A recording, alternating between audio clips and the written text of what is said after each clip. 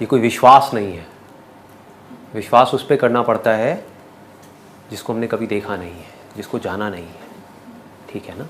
आपको मुझ पे विश्वास करने की ज़रूरत है, विश्वास इन द सेंस कि मैं यहाँ पर हूँ, ये विश्वास करने की ज़रूरत है या आप देख रहे हो, है ना? यहाँ कोई विश्वास करने की ज़रूरत नहीं है। तो बिलीफ में और रियलिटी में हमको फ़र्क समझ आ रहा है ना? हाँ, ठीक है। तो ये अब हम सबके लिए एक reality, it is not a belief. सारी बातें जो हमारे स्क्रिप्चर्स में लिखी है उसको आप वेरीफाई कर सकते हैं। जो भी सुना है, समझा है, उसको इससे रिलेट करो। एक है बिलीफ। बिलीफ क्या कहता है हमारा, जो हम सब लोगों की कंडीशनिंग हो रखी है बचपन से आज तक भगवान से रिलेटेड, क्या माइंड में बैठा हुआ है सबके, क्या बैठा हुआ है कि बहुत सारे भगवान हैं, है ना? और लोग आपस में कंफ्यूज हुए पड़े हैं कि भाई मैं तो भगवान शिव का भक्त हूँ, तू किसका भक्त है, तू कृष्ण का भक्त है। अरे नहीं नहीं, कृष्ण तो इतना अच्छा भगवान नहीं है जितना कि भगवान शिव है। मतलब उसमें भी लोगों की लड़ाई हो रही है आपस में। उनसे पूछो क्यों आप इस भगवान की पूजा करते हो, क्योंकि ये भगवान बेटर है। भगवान को भी मार्क्स दे दिए 10 में से 10 नंबर, 10 में से 9 नंबर, 10 में से 8 नंबर, और सबको 10 में से 10 वाला भगवान चाहिए। बट ये बच्चों जैसी सोच है। अगर आप किसी भी स्क्रिप्चर को स्टडी करोगे, जो रियल स्क्रिप्चर है, रियल स्क्रिप्चर किसी भी रिलीजन का, उसको स्टडी करोगे, उसमें बिल्कुल क्लियर तरीके से आपको बताया जाएगा कि हर फॉर्म में एक ही भगवान है। भगवान दो नहीं हो सकते, नहीं तो उन दो की आपस में लड़ाई हो जाएगी, होनी है, कॉन्फ्लिक्ट क्रिएट हो जाएगा। सोच के देखो, दो बड़ी बड़ी पावर्स अगर आपस में टकरा जाएं, दो भगवानों की आपस में लड़ाई हो जाए, तो हम लोग कहाँ जाएंगे, ये दुनिया कहाँ जाएगी? ठीक है ना? तो भगवान एक ही है। इस भगवान की डेफिनेशन को बारीकी से समझना बहुत जरूरी है। धनवान सबने सुना है ना, उसका क्या मतलब होता है? जिसके पास धन हो उसको बोलते हैं धनवान, मतलब धन का मालिक। ऐसे बोलते हैं गुणवान, है ना? ये बड़ा गुणवान है भाई। गुणवान का मतलब क्या? जिसमें बहुत अच्छे अच्छे गुण हो। भाग्यवान, जिसका भाग्य बहुत अच्छा हो। तो भगवान का मतलब क्या? भग मतलब wealth. Wealth not just as in जो हम सोचते हैं वेल्थ का मतलब कि भाई पैसा, इंडियन रुपीज या डॉलर, वो नहीं। The whole creation, the whole creation including but not limited to our planet. मतलब जो भी कुछ है इस क्रिएशन में, वो सब कुछ, उसका मालिक वो है भगवान। अब लोगों ने क्या किया, इसका एक कॉन्सेप्ट बना दिया, एक आइडिया बना दिया। भगवान के बारे में सोचे जा रहे हैं कि हाँ इसका मतलब भगवान कहीं कोई होगा। तो अब आपको अपने आप से क्वेश्चन पूछना है कि वो भगवान इस दुनिया के अंदर होगा या बाहर होगा। समझ गए? तो अगर ये भगवान की डेफिनेशन आपको क्लियर हो जाती है, एग्जाम्पल के थ्रू अगर मैं आपको क्लियर करूं, बड़ा सिंपल सा एग्जाम्पल है कि जितनी भी लहरें हैं इस दुनिया में, जितने भी बुलबुले हैं, बड़ी से बड़ी टाइड्स हैं, उन सबका भगवान कौन है?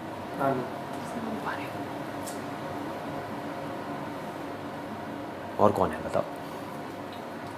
समझ आ गया ना? पूरा बड़ा समुद्र है, उस समुद्र का भी भगवान कौन है? पानी। समुद्र में से पानी को निकाल दो, क्या औकात है समुद्र की? लहर में से पानी को निकाल दो, कहां है लहर, कहां है बुलबुला? तो भगवान मतलब वो जो कण कण में है, हर जगह है। चाहे वो इस दुनिया में है, चाहे किसी भी दुनिया में है। जब ये दुनिया हो सकती है तो और तरह की भी दुनिया हो सकती है ना? तो वो जो हर जगह है, मतलब कि भगवान आपसे कहीं दूर नहीं है।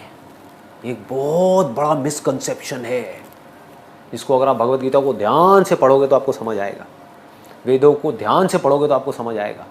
एक बहुत बड़ी गलती है जो लोगों ने कर दी है, जिसका वो फल भुगत रहे हैं। भगवान कहाँ है इसका मतलब? जैसे पानी लहर से कितना दूर है?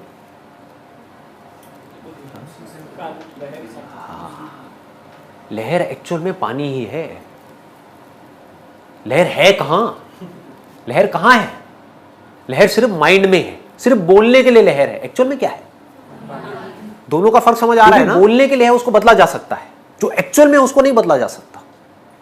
बोलने में आप लहर को पहर बोलने लग जाओ, दोपहर बोलने लग जाओ, रात बोलने लग जाओ, कुछ भी बोलने लग जाओ, उससे क्या फर्क पड़ेगा? समझ गए ना? तो जो बोलने के लिए वो सब झूठ है, जो एक्चुअल में है वो सच है। ठीक है ना?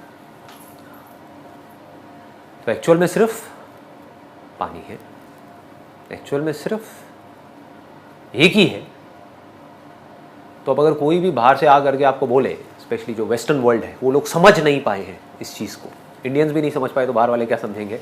वो बोलते हैं कि यार तुम्हारे तो इतने सारे भगवान हैं, तुम इतने सारे भगवानों की पूजा करते हो। तो क्या बोलना है उस वक्त उनको? हम अलग अलग फॉर्म्स में एक ही भगवान की पूजा करते हैं।